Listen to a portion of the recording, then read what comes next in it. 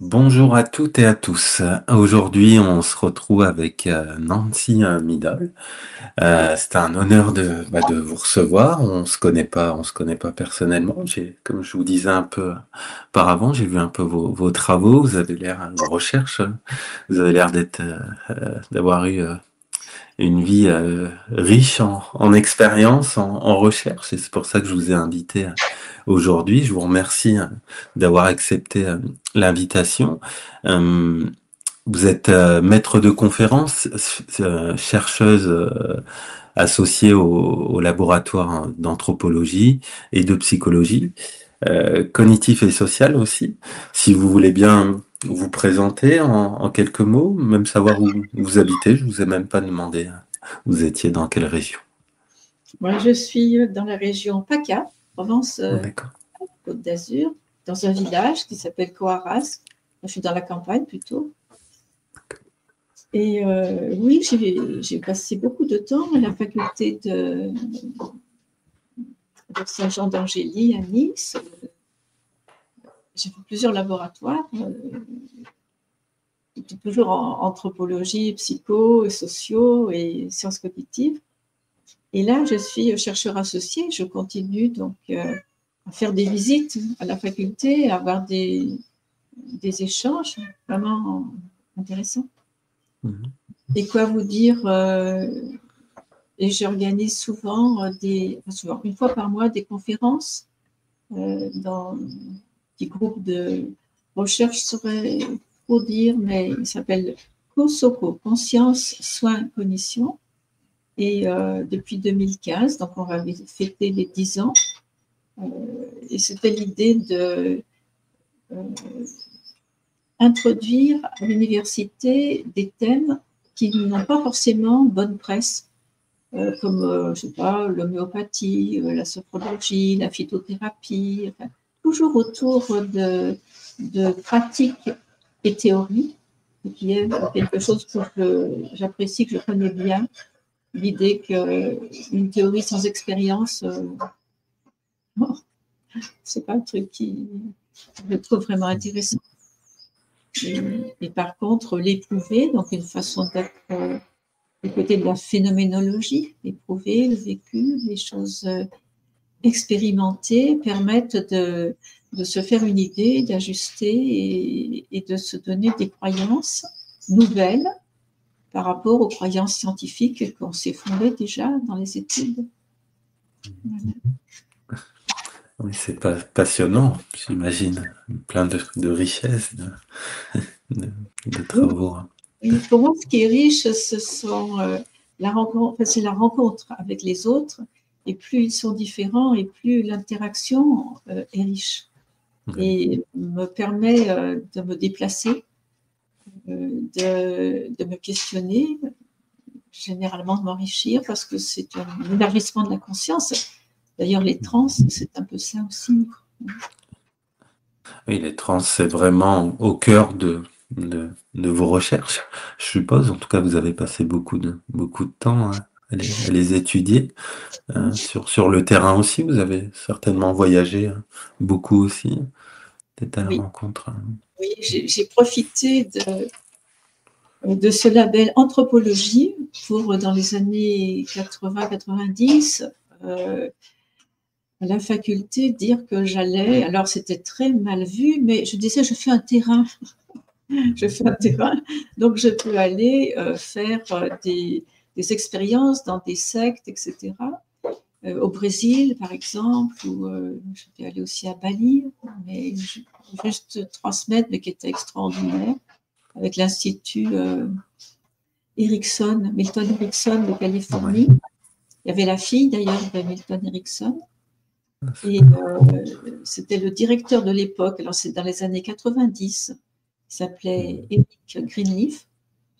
Et il révolutionnait un peu la manière dont on pensait l'inconscient freudien comme une libido avec un couvercle qu'on ne peut pas laisser monter.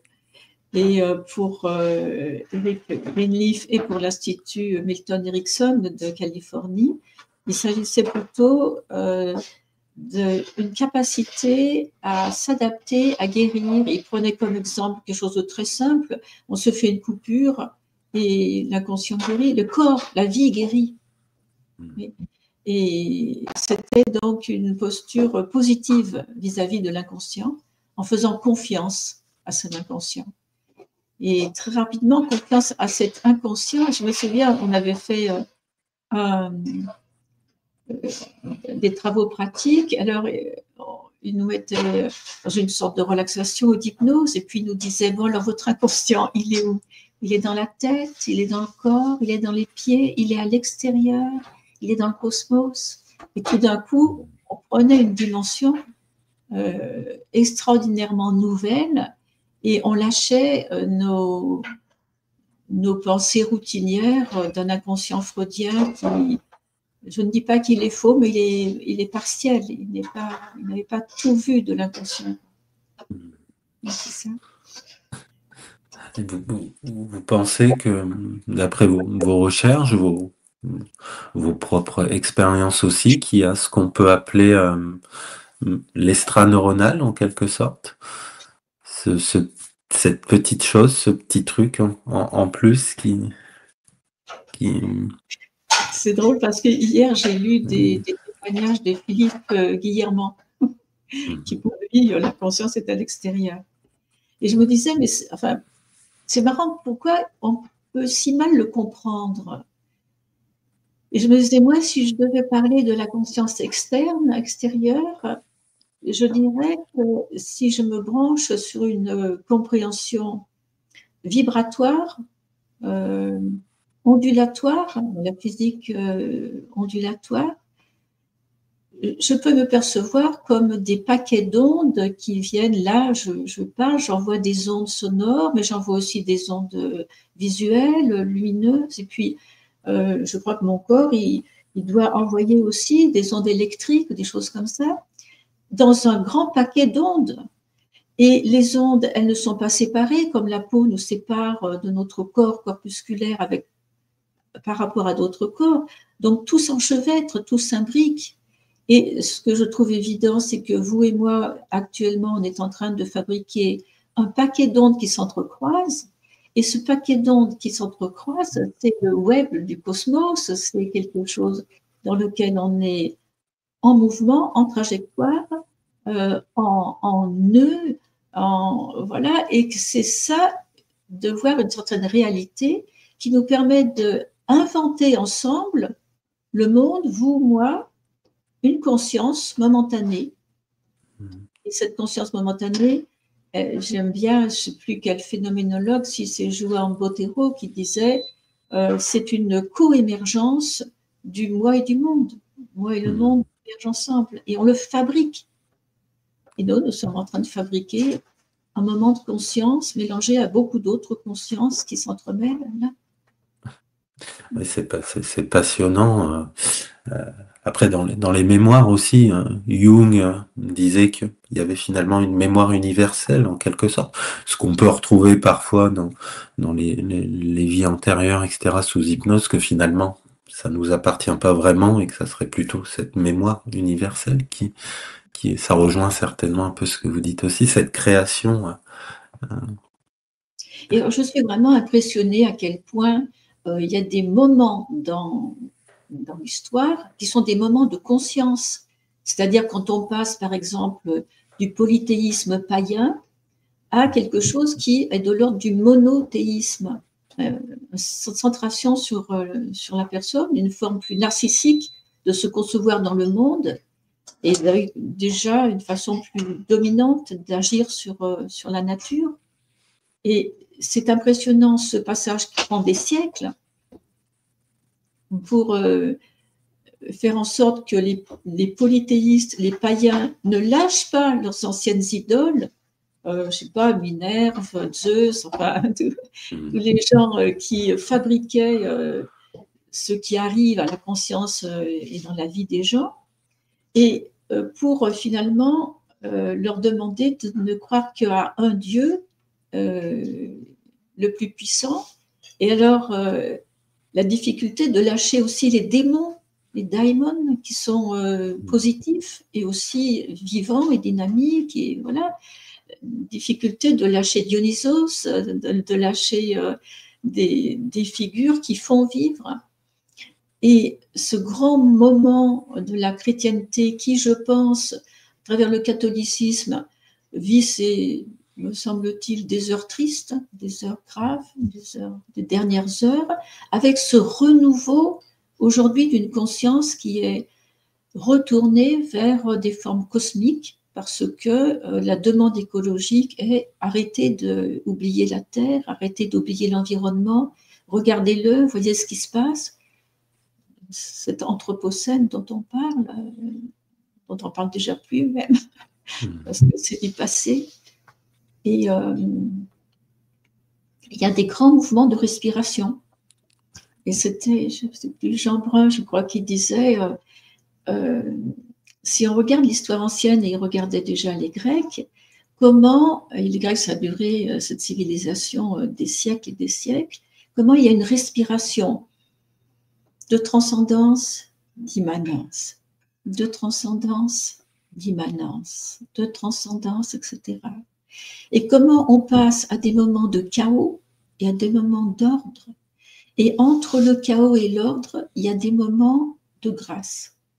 C'est-à-dire quand l'ordre s'établit parce que des personnes partagent des valeurs plus hautes qu'elles-mêmes, et donc il n'y a pas l'ego pour s'enrichir, il n'y a pas l'intérêt personnel, il y a tout d'un coup un intérêt de choses plus hautes que soi. Et donc on le voit déjà au Moyen-Âge, on voit de ça aussi. Mais l'honnête homme de la Renaissance, au siècle des Lumières, etc. Et puis chaque fois qu'on appartient à un mouvement et que c'est le mouvement pour sa beauté, pour lui-même, pour sa force, qui fait qu'on adhère à un collectif. Et donc, je ne sais plus de quoi on parlait, mais la conscience à l'extérieur, et c'est des consciences mondiales. Et aujourd'hui, hélas, on est dans un chaos mondial, et on ne sait pas combien de temps ça va durer. Vous pensez que, c'est ce que je pense un peu, que finalement, à notre époque, à ce siècle, l'occidentaux, c'est un peu le Jules Verne de la conscience. On est en train d'explorer, de découvrir. Peut-être que d'autres cultures ont découvert bien avant nous, finalement, et que là, on est en train de les découvrir davantage, ne serait-ce que par l'hypnose, par d'autres formes, en train de s'ouvrir à tout ce monde. Oui, il y a une effervescence, il y a véritablement quelque chose qui se passe depuis les années 70. Et aujourd'hui, il y a une liberté vis-à-vis de...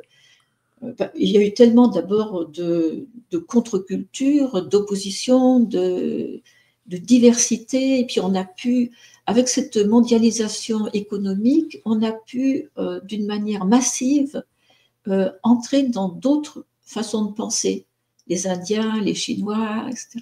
On a piqué beaucoup de choses qui nous ont éblouis, qui nous ont intéressés. Et je crois qu'on n'a plus de tabou vis-à-vis des définitions étriquées qu'on nous a enseignées souvent.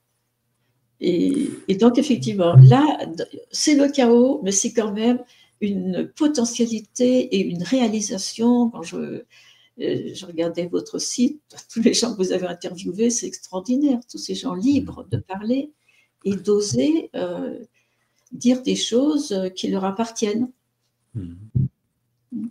C'est vrai qu'on a cette chance à notre époque, ne serait-ce que pas. Pour le coup, par les réseaux sociaux. Et parfois, ils font du mal, mais ils font aussi du bien parce que justement, ils ouvrent aussi cette ouverture de conscience, en l'occurrence, de connaissance.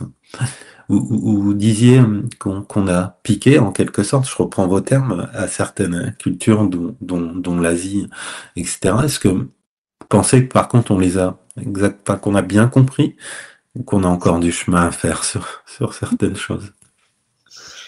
Je pense qu'on a toujours mal compris, et je parle en termes d'anthropologue, on a toujours mal compris les cultures qu'on a essayé d'assimiler, à moins qu'on ait eu deux cultures maternelles, parce qu'on a vécu enfant dans deux civilisations différentes. Sinon, je crois que on est attaché à une culture et on fait, je crois, énormément de contresens. D'ailleurs, j'aimais bien, moi, Philippe Descola qui raconte comment il voit les hachoirs au début et puis il dit ah ben c'est parce que, oui, c'est pourquoi, voilà, il nous explique. Il revient pour parler aux Blancs de ce qu'il a vu. 10 ans après, il dit ah mais c'était pas du tout ça, j'ai complètement fait faux. J'avais pas vécu assez longtemps avec eux pour comprendre qu'en fait c'est ça et qu'en fait ça c'est pas tout à fait ça. C'est encore des choses que je filtre dans une traduction qui est impossible, mais j'essaye de vous la donner à vous qui avez ma culture. Donc oui, je pense qu'on fait énormément de contresens et parfois les contresens sont hyper bénéfiques. Donc bon, voilà. Oui, c'est de l'exploration, hein, de toute façon. Donc c'est vrai que mais c'est des sujets passionnants. Regardez, par exemple, Oui. Annie me dit ah Nancy, j'ai l'impression que tu incarnes bien la personnalité du bois dans la pensée traditionnelle chinoise. Je regarde un peu le bois et oui, des personnes qui adorent innover, etc., qui sont branchées émotionnellement sur la colère. Je dis, oh, quand même, la colère, moi, ah, ben si, finalement, parfois, il n'y a pas longtemps, je me suis mise en colère contre un grand médecin de médecine qui s'opposait à l'établissement de la diffusion de cette herbe qui est l'artémisia, et qu'une femme comme Aline Cournet propose en Afrique, et elle fait extraordinairement de bien parce que les enfants qui mouraient énormément en Afrique prennent ces tisanes d'artémisia et ils sont immunisés contre le paludisme et la malaria, et ça fait beaucoup de morts en moins. Et puis, elle donne aux paysans pauvres des semences, ils en mettent autour de chez eux. Alors, ils ont la tisane gratuite, et puis, c'est une plante insecticide qui éloigne les moustiques. Et donc, voilà, elle fait que du bien. Eh bien, cette personne a passé son temps à essayer de dire dans une conférence que non, la plante, ça vaut rien, c'est pas de la médecine, etc. Et je me suis mise en colère. Je lui ai dit, ah bon? Parce que la tisane, c'est nocif. Alors il a dit non, non. Et j'étais en colère. Alors je me suis dit, bah oui, c'est vrai, c'est pas faux.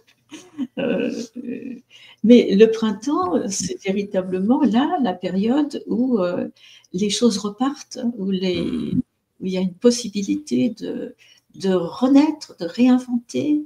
Et ça m'a toujours plu, les choses qui s'engagent. Oui.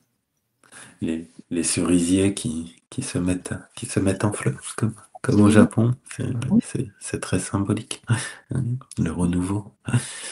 Qu'est-ce qui vous a emmené dans l'anthropologie, dans la psychologie, si vous voulez bien en parler, quand vous faites une introspection sur votre parcours? C'est pas anodin non plus de se diriger vers... Je ne peux pas dire que j'étais mal partie, mais j'étais partie avec très peu de confiance en moi. Et toutes mes études, j'étais première en éducation physique. Et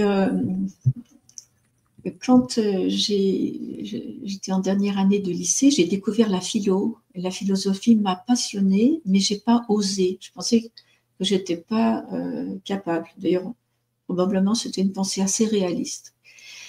Et donc, je suis allée en éducation physique. Là, j'avais aucun problème. Je me suis un peu ennuyée, à vrai dire. Sauf que j'ai rencontré un psychanalyste qui s'appelait Pierre Fédida.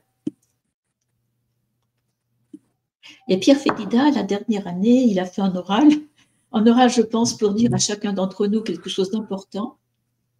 Et moi, il m'a bien regardé dans les yeux et puis il m'a dit, Nancy, vous n'allez pas en rester là. Et ça a été comme une prophétie. Quand j'ai pu reprendre des études 3 ans après, j'ai fait des études de psychologie sociale avec Madame Rocheblav-Spanley. Bon, j'ai travaillé sur l'autorité qui devait être un problème, une raison de ma colère. Et après, j'ai pu aller à l'université dans ce qu'on appelait les STAPS, sciences et techniques des activités physiques et sportives.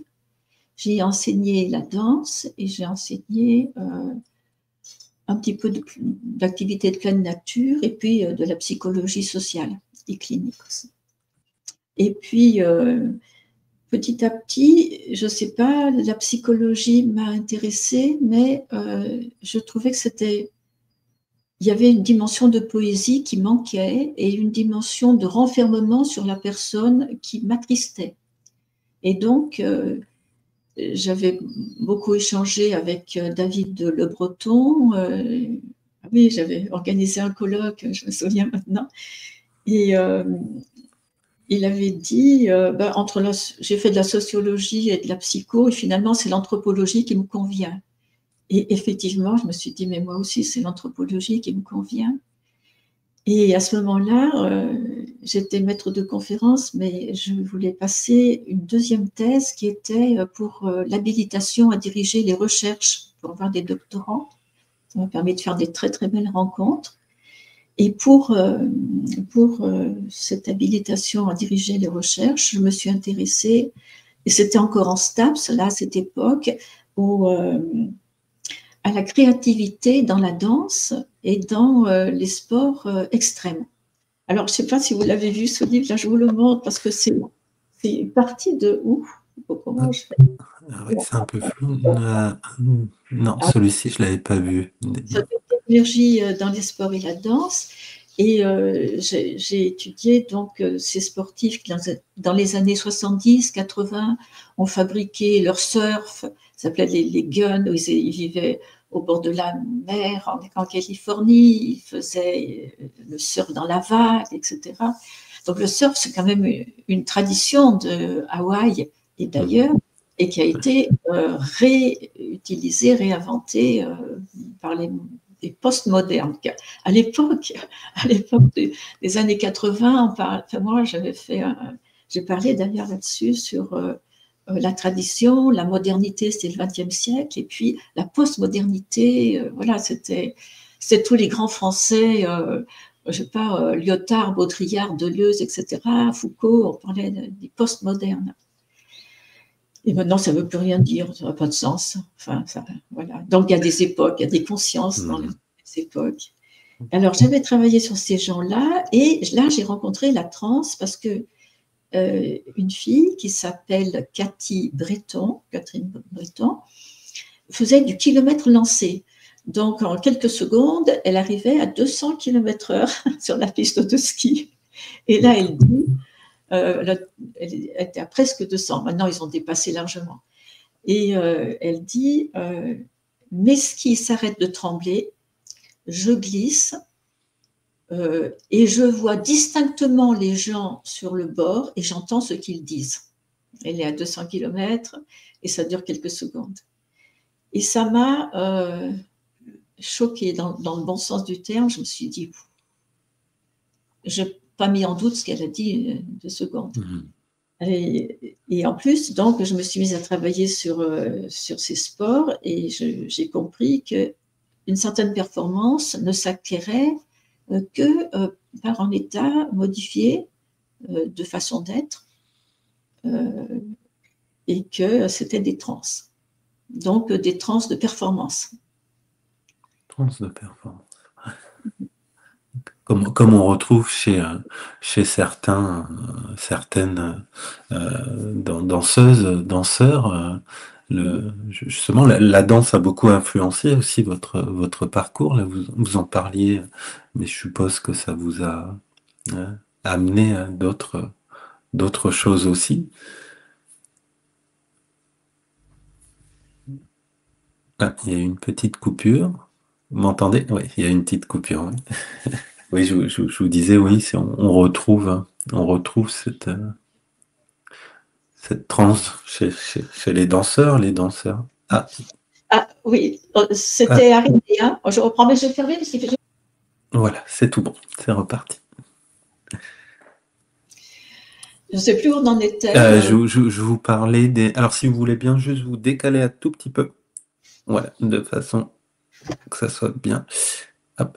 Je vous disais par rapport aux danses, que ça avait influencé aussi certainement votre parcours. Vous en parlez aussi à l'instant, et aussi ce que vous disiez par rapport aux sportifs. On retrouve aussi certainement ces phénomènes de transe chez les danseurs.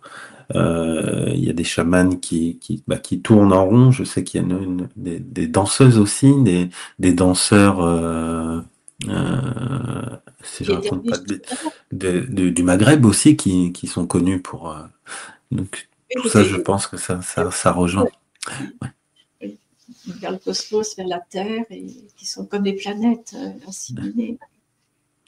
Oui, oui. Et alors, c'est intéressant dans la danse, parce que au moment de la danse moderne, c'est-à-dire après la Première Guerre mondiale, je crois, oui, c'est une chorégraphe allemande, Mary Wigman, qui va interpréter une chorégraphie. Elle est seule sur scène, elle a un masque, elle est assise, on dirait une folle, et elle interprète la sorcière, et elle est en transe.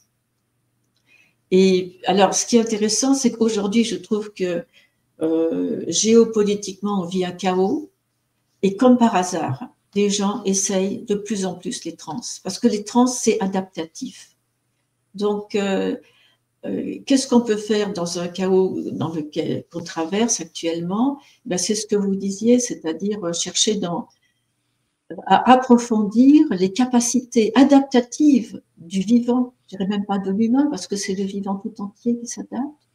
Et c'est les états multiples de transe qui permettent de trouver des chemins d'adaptation, de pouvoir éventuellement transmettre. Donc, voilà. Ouais, c'est passionnant.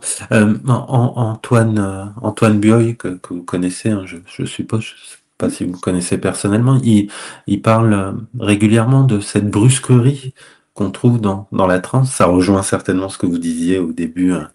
Et, ça va avec vos recherches aussi, ça va dans le sens Oui, de. oui, complètement. Il est complètement juste, Antoine, avec cette brusquerie qui tout d'un coup nous coupe complètement de la conscience sociale et de la conscience réflexive, et qui nous emmène vers, voilà, vers, on ne sait pas, donc une transe. Mhm. Et c'est ça, il faut de l'émotionnel et de la brusquerie. Et pour ouvrir à ces changements.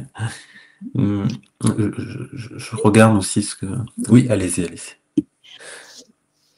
Et alors, ce qui m'est arrivé aussi, c'est que je suis allée avec une amie faire un stage de salsa brésilienne dans les années 80, 90, non, je ne me rends pas compte.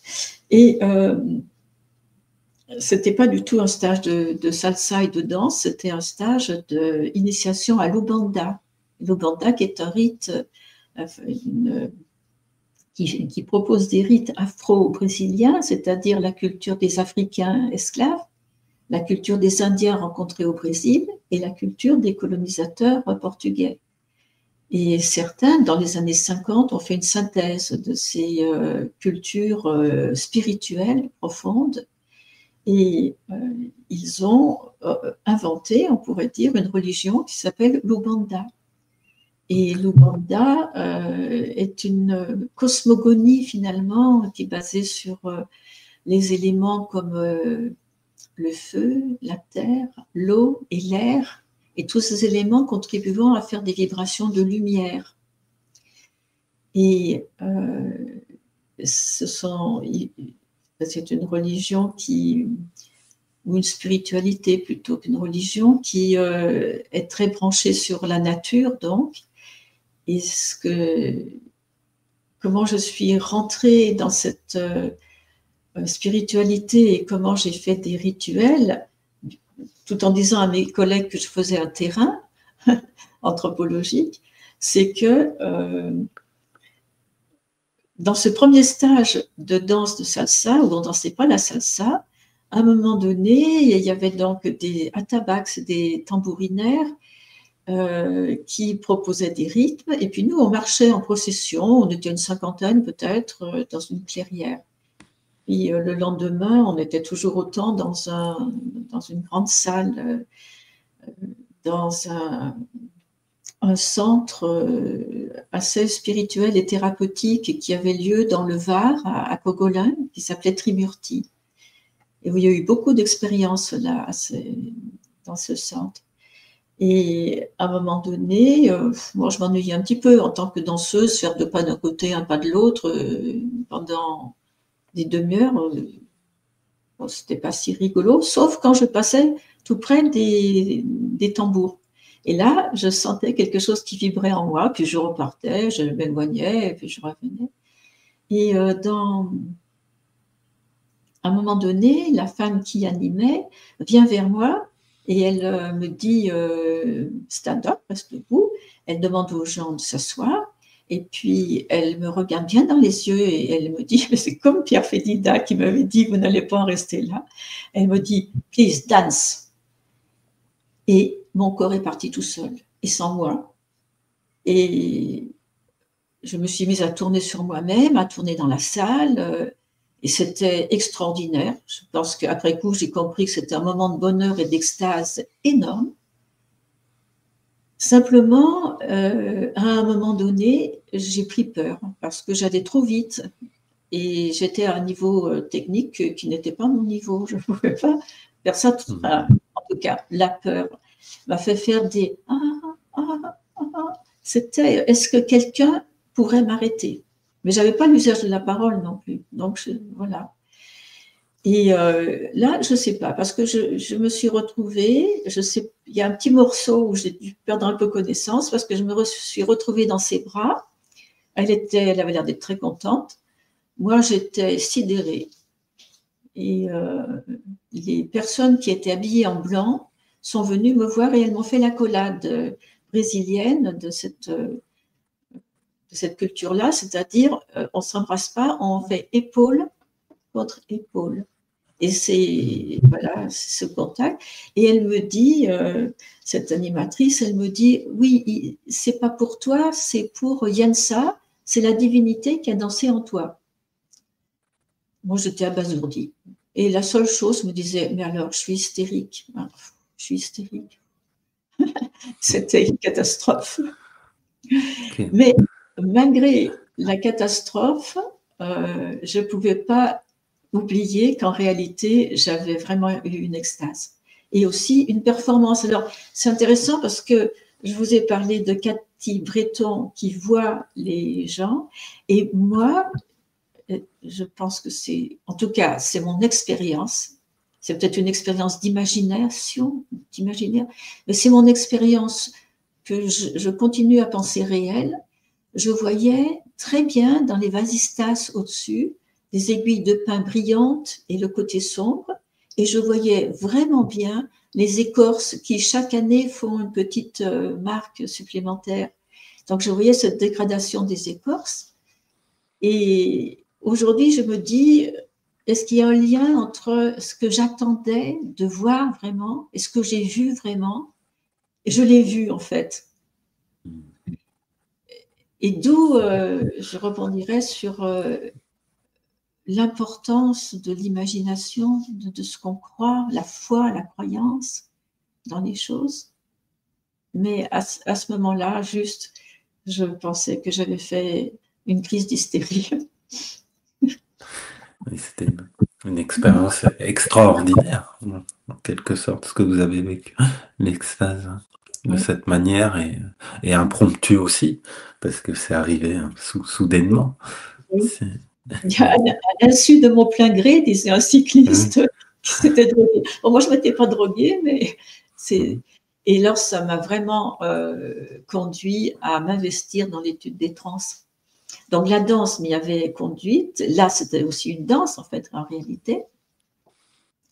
Et puis, les expériences voilà, que j'ai faites ensuite au Brésil, en France, à Genève, à Paris, enfin, à différents endroits où il y a des temples de l'Umbanda qui sont installés, mais notamment au Brésil. Ça, c'était vraiment grandiose. Je suis allée pendant une dizaine d'années, je crois. Et la façon dont 100 personnes dansent, les incorporations, c'est beau, c'est magique, les vêtements, les odeurs, les musiques, les ambiances, l'énergie qui est là. Et tout ça pour établir finalement quelque chose qui m'a paru petit à petit de plus en plus scientifique. Scientifique étant est-ce qu'on peut reproduire, est-ce qu'on peut comprendre, est-ce qu'on peut interpréter, et est-ce qu'on peut faire un pronostic qui s'avère juste? Eh bien oui, dans l'Umbanda, comme je le pense d'ailleurs dans la médecine traditionnelle chinoise ou indienne, il s'agit de science, c'est-à-dire de connaissances rationnelles, éprouvées. Est-ce qu'il y a aussi certainement aussi le côté contextuel qui rentre en compte aussi? Je suppose que vous l'avez étudié aussi, aussi bien évidemment sur le plan culturel aussi. Et nous, on le voit aussi en hypnose. Moi, par expérience, il est vrai que j'accompagne quand même généralement, vu que j'habite pas loin de Genève en plus, des étrangers, donc des personnes un peu du monde entier. Et il est vrai que les personnes que j'accompagne, si j'accompagne une personne d'Amérique latine, va réagir différemment la plupart du temps qu'un Africain ou qu'un occidental à la transe. Alors oui, il y a des bases, mais c'est différent. De part surtout s'ils ont vécu là-bas, étant même petits, etc. S'ils y retournent, culturellement, ça a un impact sur la transe. En tout cas, c'est mon regard que j'ai maintenant depuis quelques années, et ça y joue. Ça y joue quand même, ça fait quand même la différence. Le corps réagit aussi différemment d'une culture à une autre. Ça, je suppose que c'est passionnant aussi. Ça, je suppose que c'est des sujets que vous avez bien étudiés aussi. Oui, ben c'est ça. Dans le livre, La écologie des trans que vous avez montré, je démarre pour dire que écologie, c'est pour parler du contexte. On ne peut pas séparer une trans d'une situation, d'un contexte. Et voilà. Et je n'ai fait que me rendre compte dans l'espace et le temps, c'est-à-dire dans l'échelle de l'histoire, les trans différentes qu'il y a eu, et dans l'espace culturel, ce que vous dites, c'est-à-dire la façon dont le corps est une énergie qui exprime des croyances. Et si je sais pas moi, on croit à la force du feu et je pense dans l'Umbanda, on démarre par le feu primordial, le feu du centre de la terre, le feu du volcan qui jaillit et le feu de la libido. Et on a deux figures, une figure de Pompagira, et les femmes sont d'une beauté érotique extraordinaire qui dansent les Pompagira. Et la polarité négative, ce sont les inquisiteurs en gros tabliers de cuir qui sont des tortionnaires. Parce qu'il y a toujours une force et sa polarité. Donc, Pompagira et personne n'est ennuyé de faire l'échou, c'est-à-dire le côté plutôt négatif du feu qui démarre. Et dans le contexte, nous, on va penser le diable, c'est complètement idiot, ça n'a rien à voir, c'est une histoire de feu, c'est une histoire de force qui surgit. Et la sexualité, la libido, la force de la kundalini, c'est quelque chose qui surgit. Et c'est vrai que dans l'acte sexuel, tout le monde a connu la transe, parce que tout le monde est dépassé par la situation et ne maîtrise pas grand-chose, à vrai dire. Enfin, en tout cas, pas tout. Et donc, selon les contextes, on peut voir comment une force du volcan est traduite chez les catholiques par il faut exorciser le diable. Alors que finalement, on comprend que Échou, c'est un messager, c'est quelqu'un qui fait démarrer les situations, qui a vraiment des grandes qualités. Et le corps l'exprime. Donc, on voit des films de l'exorciste ou autres où les pauvres possédés par le diable ne savent que hurler, trembler et rien faire du tout. Et puis on voit que les gens possédés par Échou font des danses extraordinaires, des sauts incroyables, etc. Et n'en ont pas une vision négative. En même temps qu'ils savent que incarner Échou, ça peut être dangereux parce qu'on peut se faire mal. C'est très, très, très culturel et c'est passionnant et intéressant. Est-ce que, je suppose que vous avez aussi analysé une universalité des phénomènes, des trans à travers différentes cultures et quelles similitudes que vous pouvez peut-être nous partager qui seraient en rapport avec les trans peut-être plutôt occidentales, typiquement l'hypnose. Est-ce qu'il y a des ponts communs quand même qui sont palpables, qui sont représentatifs? Oui, C'est oui, une large question et un domaine. oui, et je pense que vous le savez très bien aussi.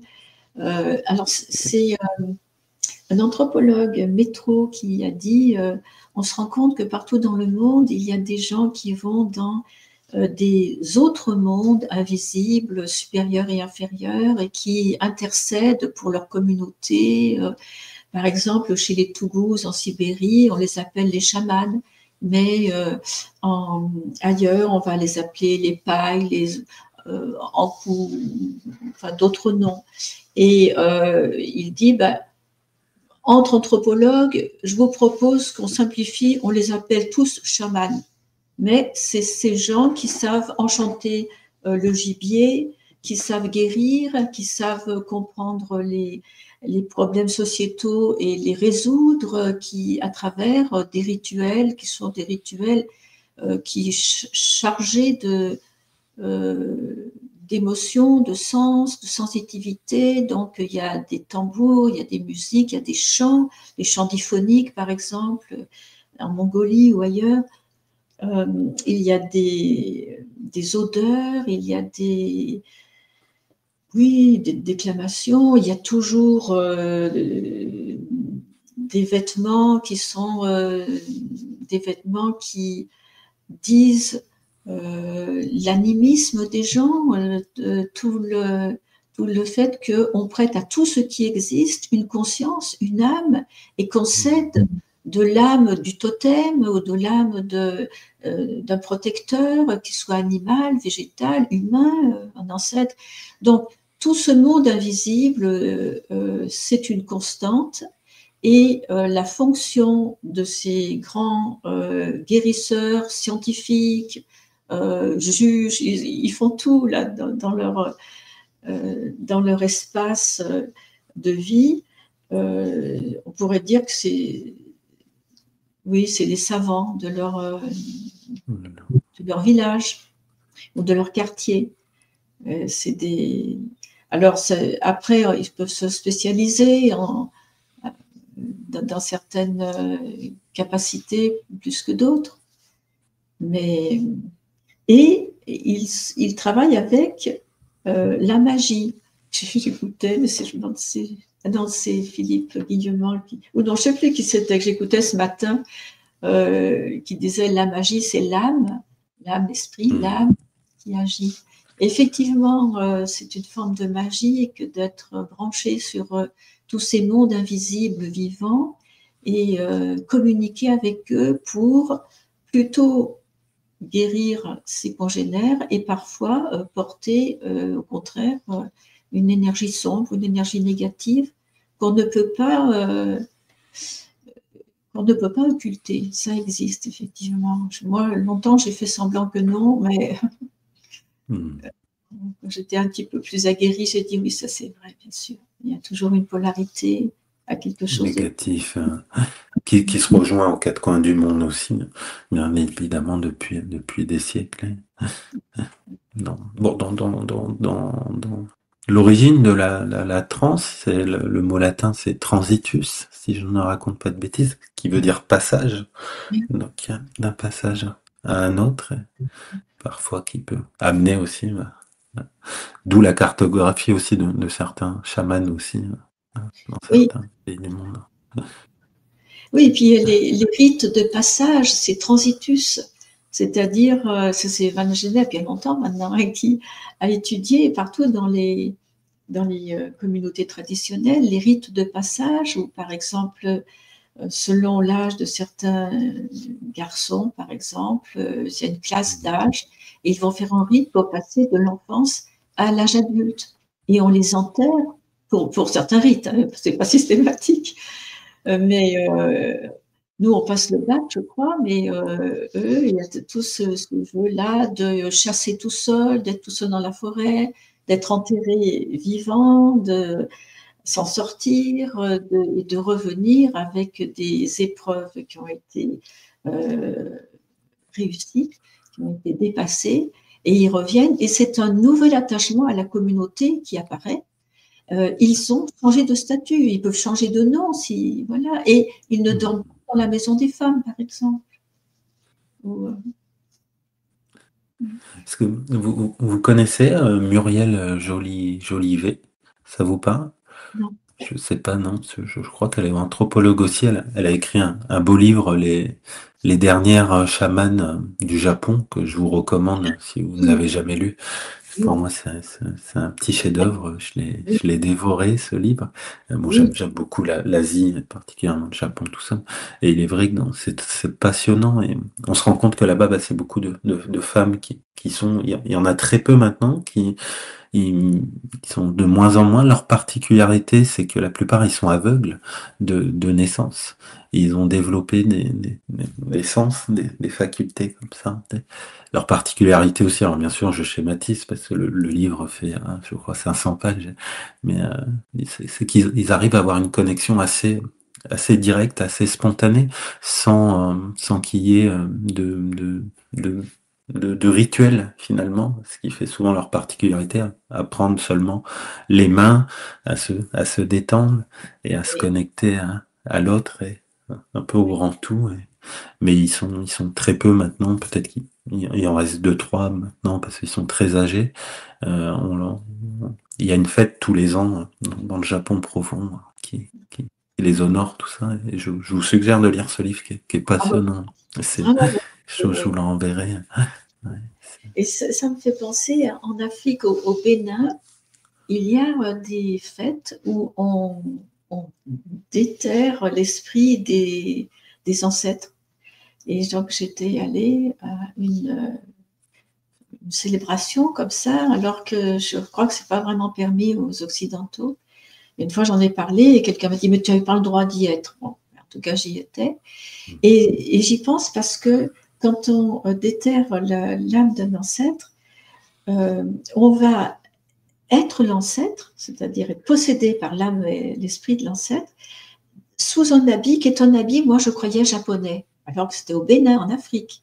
C'était magnifique, comme un habit de samouraï, des lamelles partout, enfin, bon, extraordinaire, lourd certainement. Et pour que cet ancêtre ne soit pas tout seul, d'autres familles vont déterrer l'âme de leur ancêtre et vont les faire se rencontrer. Donc, quelle mémoire? Là, c'était un ancêtre de troisième génération, c'était une femme, la grande centre, la fête était pour elle, et les autres ancêtres étaient sous des habits extraordinaires, ils étaient aussi en transe sous les habits, et avec une chicotte, c'est-à-dire un petit bâton, il y avait l'assistant qui était là pour essayer, surtout cet ancêtre était très maligne et très, peut-être un peu méchante, ou enfin en tout cas très très vivante et très dangereuse. Et avec leur bâton, leur chicotte, ils essayaient de l'empêcher, et surtout de l'empêcher de venir toucher quelqu'un de l'assistance. Parce que si on est touché par l'ancêtre, tout d'un coup, on perd sa capacité d'autonomie et de pouvoir. Et il faut absolument faire un sacrifice pour retrouver la capacité d'être sur un chemin positif, pour être voilà. Et ça m'a vraiment, j'y pense parce que ça m'a vraiment fait penser au Japon. Et au Japon, dans le théâtre No, quand ils sont, ils sont en transe sous leurs habits comme ça. Et donc cette capacité qu'a l'Afrique, mais aussi donc le Japon, d'être complètement habité, possédé, mais en maîtrisant la possession évidemment, par des ancêtres, des esprits, des forces de la nature. Ouais, avec une certaine sagesse aussi.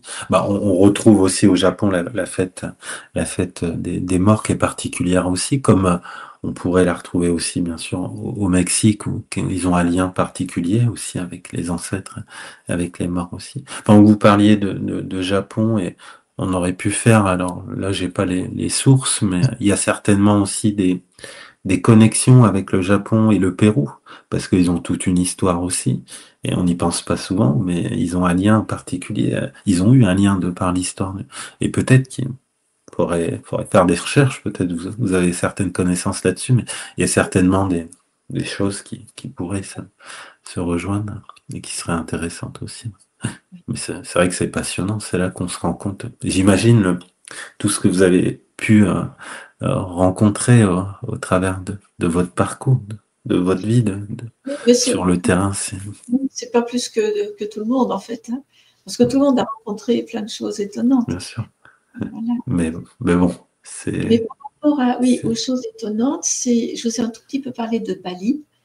Et donc, avec les gens de l'Institut Milton Erickson et de l'Institut français d'hypnose, et peut-être Édouard Collot, vous l'avez questionné, non?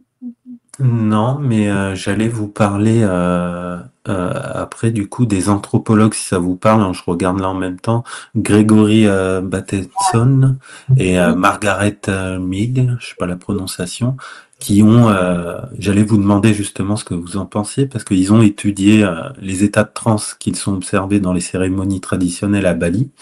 Et un jour, ils ont interrogé le docteur Milton Erickson sur les caractéristiques et les similitudes de la transe hypnotique. Et il a donné une réponse, il leur a écrit une réponse. Si vous voulez, je pourrais vous donner tout à l'heure les détails, et c'est intéressant. Et j'ai lu ça il y a quelques jours, justement, j'en avais pas connaissance, et je me suis dit, tiens, ça fait une petite résonance. Donc je suppose que c'est deux anthropologues que vous connaissez, ou en tout cas que de nom. Et il a dit quoi alors? Alors, du coup, hein, dans les grandes lignes, il a répondu en 1, la persévérance dans l'activité ou l'état général d'absorption dans tout ce que le sujet est en train de faire. En 2, la pureté et l'intensité fondamentale des réactions émotionnelles et la difficulté à introduire une réaction émotionnelle contradictoire. Les acteurs, les bons, sont d'excellents sujets hypnotiques. En 3, il répond le retard dans la perception de stimuli étrangers à la situation de la transe et à la réaction à ceux-ci. On demande par exemple à un sujet de traverser la pièce, puis on pousse une chaise en travers de son chemin, et il démontre nettement qu'il a besoin d'un laps de temps pour réagir de manière adaptée à la situation. En 4, il donne un autre exemple, le caractère incomplet du traitement intellectuel des éléments étrangers introduits dans la situation. Par exemple, le sujet auquel qu'on a demandé de traverser une pièce alors une chaise est poussée sur son passage, peut se montrer dans l'incapacité intellectuelle d'enlever correctement la chaise, où il va faire un détour afin de pouvoir continuer sa route selon la ligne droite initiale, sans sembler réaliser qu'il peut se réorienter sa marche à travers la pièce selon un autre angle que celui entamé au départ. Après, bon, il donne 2, 3 points et c'est intéressant. On voit les photos aussi, hein, et il dit le manque total de considération que dans ce genre de situation et l'absence de réaction à toutes ces choses. La D'accord. perception erronée de l'écoulement du temps Ah oui. aussi. Ça, c'est un grand universel, ça. Donc là, je vous ai lu dans les grandes lignes, mais c'est intéressant. Je vous enverrai aussi la lettre. C'est quelqu'un, un hypnothérapeute qui l'a traduit. C'est intéressant et on voit la réponse officielle qu'il a fait, je crois, en anglais aussi. Donc, est-ce que ça rejoint un peu? Est-ce que vous êtes sur cet exemple de l'hypnose? Est-ce que c'est des points? Non, vous m'apprenez plein de choses. Ça, non, je ne savais pas. Non, moi, mon expérience de Pali, c'est d'avoir vu des guérisseurs, des sorciers, d'avoir vu des esprits que l'on sort de leur temple, de leurs hôtels, pour aller les emmener s'amuser à la rivière. Et lorsqu'on les remonte, ils ne veulent pas rentrer dans le temple. Et donc, il y a toute une bagarre entre ceux qui les portent sur l'épaule et qui sont désaxés. Il y a même des morts. Enfin, et finalement, on essaye de faire rentrer quand même la divinité dans sa boîte. Elle ne veut pas. Et on leur demande, si, maintenant on vous a fait la récréation, vous êtes allés vous baigner, il y avait du soleil, on était bien, maintenant on remonte et jusqu'à l'année prochaine, vous restez dans vos boîtes. Et c'est tout un combat physique pour demander aux esprits de bien vouloir maintenant être gentils pendant 1 an et qu'on les ressortira l'année suivante. Et j'ai vu des choses vraiment très, très étonnantes. C'est un peu long, ce serait un peu long à raconter des histoires, mais la force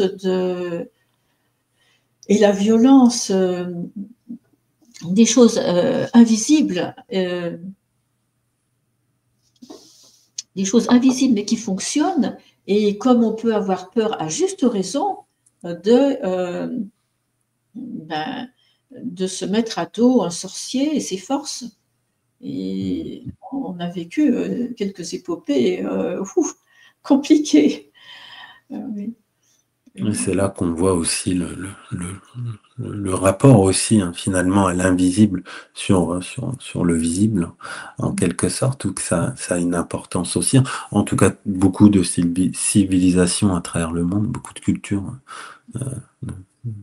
le rappellent, en tout cas, Oui. dans l'histoire. On ne prend pas la mesure, on fait semblant que ça n'existe pas, mais en réalité,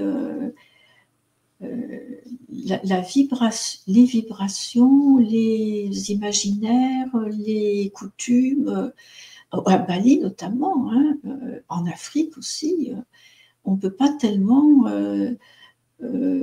prendre ça en amateur et à la rigolade. C'est sérieux et c'est bénéfique souvent et dangereux souvent aussi.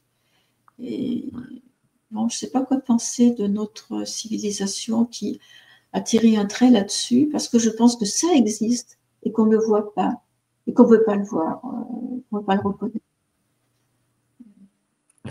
Même dans les milieux tels que la thérapie, hein, ça reste quand même assez tabou finalement.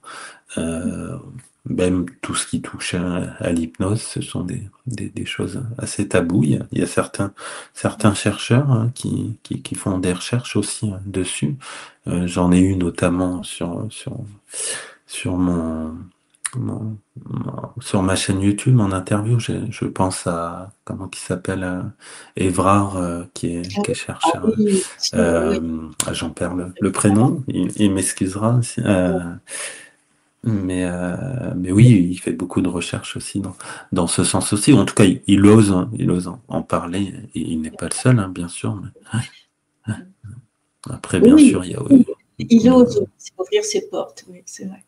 Et une fois, oui, allez-y, allez-y. j'ai fait un article dans la revue Hegel il y a un certain nombre d'années pour aller expliquer. C'est quelque chose qui m'énervait un peu, c'est que autour de moi on disait oui, on voudrait savoir si la sophrologie ou si l'hypnose c'est scientifique. Mais l'hypnose en elle-même, elle est rien, c'est une interaction, c'est une relation. Alors, j'ai voulu essayer de dire qu'il fallait prendre en compte la qualité de l'échange et la qualité, pas forcément en qualité plus, mais les caractéristiques des deux protagonistes, disons le client, le patient, et puis le thérapeute. Et je disais, on arrive chacun avec des backgrounds très, très différents, et il m'est arrivé une situation mais extraordinaire, je n'ai pas trop le temps de la raconter dans les détails, c'est dommage, mais c'est un monsieur très, très grand, très gros, très lourd, et qui fait peut-être 150 kilos, et qui arrive pour des insomnies. Et alors bon, il faut une première séance, je vois qu'on peut faire de l'hypnose, je fais un peu une relaxation, etc. Et bon, la séance suivante, il m'explique, dans la première, il m'avait raconté un peu, j'avais compris que dans sa famille, il était vraiment le bouc émissaire, et que peut-être s'il était si fort, c'est qu'il ne voulait pas, sa mère le frappait, il ne lui répondait jamais, et il avait peut-être mis des coussins entre lui et sa mère, et bon, d'autres interprétations possibles comme ça. Et comme j'ai fait une formation enfin, je ne vais pas aller jusqu'au bout, mais j'ai entamé une formation de médium dans l'Oubanda, et que j'ai fait aussi une formation de comparaison entre la thérapie à travers l'Oubanda et la thérapie à travers la psychanalyse. Et qui était une comparaison que faisait une femme, Maria Aparecida de Souza, qui faisait un séminaire à São Paulo, à l'université. Et donc, je me dis, cette personne a probablement besoin de pouvoir sortir un peu de sa colère, de son feu, pour aller mieux. Et donc, la prochaine fois, je lui parlerai un petit peu du volcan. Je pense que j'ai fait une faute professionnelle, parce que, enfin une faute, non. Surtout que ça s'est plutôt bien terminé. Mais donc je lui parle. Alors, bon, il va très bien. Je lui dis, est-ce qu'il y a une partie de votre corps que vous sentez, enfin, comment vous sentez? Il dit très bien, il y a un signal. Est-ce qu'il y a une partie que vous sentez plus particulièrement? Il dit, oh, oui, j'ai un peu un voile sur le front. Alors, je dis, ah, très bien, je suis super contente parce qu'en hypnose, on va y aller, on va faire des métaphores. Donc, je fais tout le truc hypnotique, on va y aller en ami, tout près, la forme, le volume, le machin, enfin, bon, toutes les métaphores possibles, le VABOK, je ne me souviens plus comment ça s'appelait, le visuel, auditif et tout. Mais il ne me laisse pas finir, il hurle, et il est en catalepsie, et il dit, oui, il dit, c'est le diable. Mais je vous hurle pas, c'est le diable. Il tremble. Et alors, j'ai dit, bon, ben c'est bien, déjà vous savez le nommer, alors il est comment ce diable? Alors, c'est toutes les horreurs, les viols, une liste énorme de choses abominables. Et il tremble et il hurle. Et je pense en moi-même, si j'avais une croix, j'exorciserais, mais je ne crois pas à la croix des exorcistes. Et alors, je me dis, bon, je vais écouter, vraiment écouter ce qu'il dit, parce que j'ai fait une psychanalyse rogérienne, donc on écoute. Je dis, oui, mais alors c'est vraiment très bien, là, vous réussissez même à nommer. Mais bravo, alors là, vous êtes au fait de cette difficulté-là que vous ressentez. En fait, c'est pas la vôtre, j'ai bien compris, c'est des difficultés qui traversent le monde. Alors bon, on se met d'accord. Et finalement, c'est compliqué, je ne peux pas vous faire la séance, elle était très longue, il faudrait la donner en détail, mais je lui dis quand même, est-ce que je peux m'approcher de vous et essayer de faire sortir sans vous toucher, de faire sortir par la tête toutes ces entités très très négatives que vous avez pu percevoir et que vous avez engrangées en vous. Et alors, j'arrive vers lui pour faire ça et il dit non, non, par les pieds. Alors je me dis, ah oui, en médecine chinoise, il y a une porte des pieds, bien sûr. Donc je vais à ses pieds et je lui dis, oui, c'est la porte des pieds. Donc effectivement, laissez-les aller tout le long de votre corps et ouvrez la porte de vos pieds en médecine chinoise. Alors après, je lui demande où ça en est. Alors c'est là, c'est pas là. Enfin, finalement, ça finit par partir par les pieds. Et je lui dis, mais vous êtes comme Jésus-Christ, vous êtes formidable, vous pouvez prendre les misères du monde sur vous, mais sauf que Jésus-Christ, lui, il savait les emmener à la terre par les pieds probablement, et vous êtes coincé là. Et alors, il me dit, oui, je suis un chaman. Mais j'ai dit, mais oui, vous êtes un chaman, c'est ça. Du coup, il me tutoie.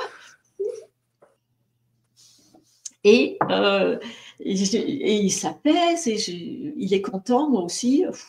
Et je vérifie, je dis, bon, alors maintenant, prenez 3 respirations, est-ce que vous allez bien? Il dit, j'arrive encore, il dit, oui, oui, je vais bien. J'ai un léger voile quand même à la tête. J'ai dit, très bien, on va faire quelques rituels. On ne recommence pas une séance pareille. Et le but de ce que j'avais écrit dans cet article, c'était pour dire que on arrive avec énormément de connaissances, de savoir, de savoir-faire, parce qu'on a tous, quand j'ai vu toutes les personnes que vous avez interrogées, tout le monde a fait beaucoup, beaucoup de choses.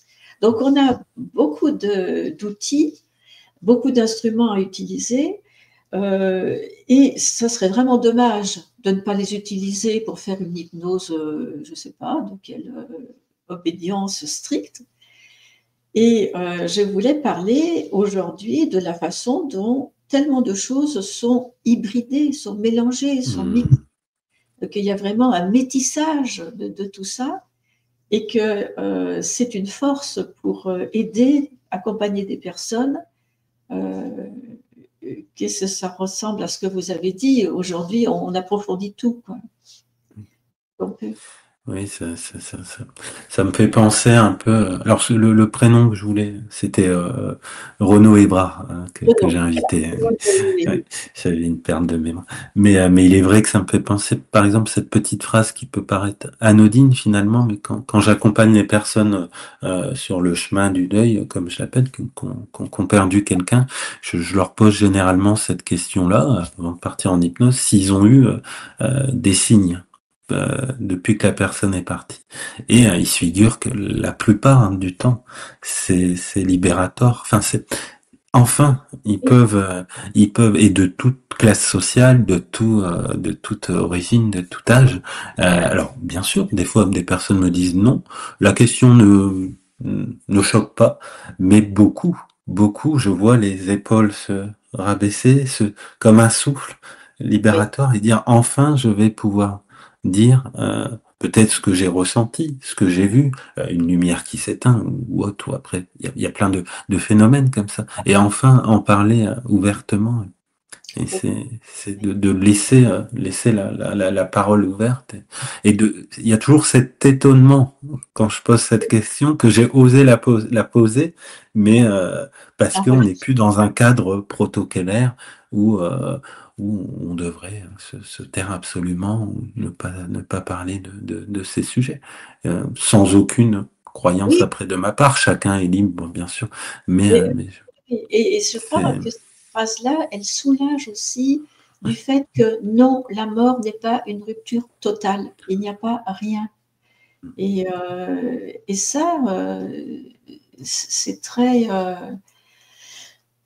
oui, c'est très ça ouvre des portes. ça ouvre des Ça portes. ouvre des Voilà, il portes, est ouais, possible qu'on puisse avoir une relation. Il est possible que le mort ait une vie quelque part, ait une manifestation quelque part. Et donc, ce sentiment d'abandon ou de solitude est un peu soigné, est un peu nourri. Enfin, le sentiment d'abandon qui nourrit, c'est le sentiment d'être en présence. Ça me rappelle un souvenir que j'ai eu aussi dernièrement sur ma chaîne, vraiment une grande dame aussi, Teresa Robles, je sais pas si Oh là vous avez là, vu ou si vous l'avez pas écouté, je vous magnifique. suggère de l'écouter. Et je l'avais rencontré dans, ah oui, C'est je l'avais rencontré dans une autre conférence il y a déjà 2, 3 ans, et on parlait un peu de ces sujets-là, des, des choses qui peuvent se passer en hypnose, des contacts, défunts, etc. Et elle nous avait dit avec son côté franc, mais vous êtes fous, vous les occidentaux, vous êtes tellement, ça voulait dire on est tellement fermés, en fait, mais avec un trait d'humour, mais ça voulait dire, mais chez nous depuis longtemps, c'est normal tout ça. Et je me souviens, on en discutait après cette conférence en off, en quelque sorte, et c'était rigolo de la façon qu'elle a réagi avec un trait d'humour, mais quand même nous dire, vous êtes complètement fou ça lui paraissait tellement normal pour elle, en fait, bien sûr. de par sa culture, de par l'hypnose, de par tout ce qu'elle a pu expérimenter. Mais c'était rigolo la Mais façon qu'elle nous l'a dit. oui, cette pensée-là nous est donnée par les catholiques à la fin du Moyen Âge, et ils essayent encore au XVIIIe siècle. Mais il y a un passage de Michelet, l'historien, qui dit avant, on enterrait les morts et on faisait la fête au printemps, en mars. Et puis on l'a fait peut-être un peu plus tard, non, au carnaval en février. Puis on l'a fait un peu plus tard en mars. Mais le monde ecclésiastique a voulu placer la fête des morts en novembre, là où il n'y a plus de semences dans la terre qui poussent, il n'y a plus de fleurs qui éclosent, il n'y a plus ce mouvement où le mort pouvait renaître. Possiblement, enfin, il ne dit pas possiblement, mais probablement, ils avaient peur les, que ceux qui avaient perdu des défunts ne soient pas assez tristes. Alors ils l'ont mis en novembre, là où plus rien ne bouge, où la terre est morte, où la nature pleure, pour qu'ils pleurent encore plus. Et j'ai trouvé bravo, et en plus il a daté le moment où on a perdu l'idée que non seulement les morts peuvent avoir une nouvelle façon d'être au monde, et que c'est un renouveau, et que c'est au printemps qu'il faut les fêter, les morts, et pas en novembre. C'est une belle signification. On va arriver tranquillement sur la fin de notre échange. C'est passionnant. On pourrait parler des heures comme ça. J'essaye toujours de garder un temps, 1 heure, 1 heure 30 pour que ça Oui, soit oui, oui, agréable c'est toujours. pour bien sûr, ouais, pour les téléspectateurs. Je vais partager là alors il y en a plusieurs, hein, là il y a un livre, Les consciences de la Oui, conscience dans tous ses états. Euh, c'était un psychiatre qui m'avait demandé de faire ce livre, et puis moi je connaissais Sébastien qui était en galère, et je lui ai dit on le fait à deux, et ça a augmenté notre amitié. un deuxième aussi, celui qu'on parlait justement tout à l'heure aussi. Après, si je raconte pas de bêtises, vous avez écrit 4 livres, c'est ça? Au plus, Ou mais peut-être un peu plus? D'accord. c'est pas grave. Bon. De toute façon, je suggère à tout le monde d'y aller, hop, d'aller regarder. Et puis, on peut vous retrouver aussi sur votre site internet qui s'affiche là, c'est bien celui-ci? Oui, mais alors je sais même plus ce qu'il C'est- y a aussi. D'accord. Bon, surtout si on veut vous contacter, je pense que c'est toujours Bah, intéressant. c'est mon prénom, un point, mon nom, @gmail. D'accord. Voilà. Oui. Oui, parce que mon site, il ne doit pas être entretenu très bien. Je crois que. Oui, bon, le principal, c'est aussi de vous retrouver.